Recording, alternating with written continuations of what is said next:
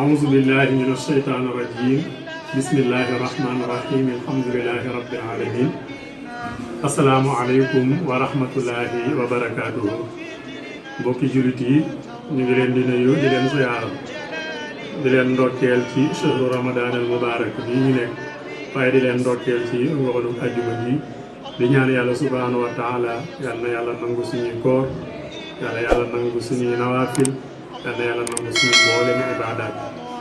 mbokk yi ñu dellusiwaat ak yéen ci seen émission bi ñuy tuddee wareefu koor te seen bi di Xam Sa Diine TV di leen ci gunge ngeen ci ànd ak seen mbokkal oustaz Imam Faye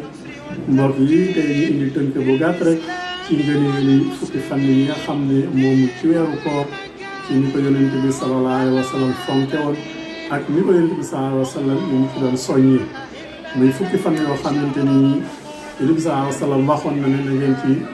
seet wala na ngeen ci jiix laylatul xadri muy fukki fan yoo xam ni su yaay Aysa nee na bu duggoon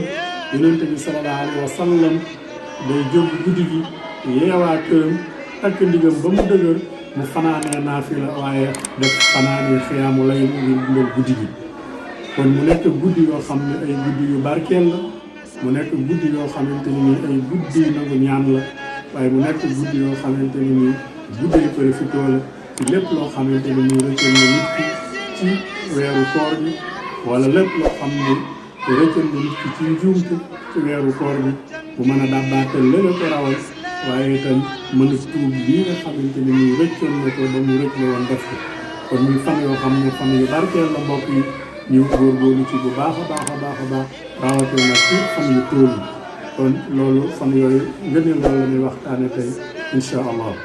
di leen ñaanal ndogal jàmm assalaamu aleykum wa rahmatullahi taala wa barakaatuh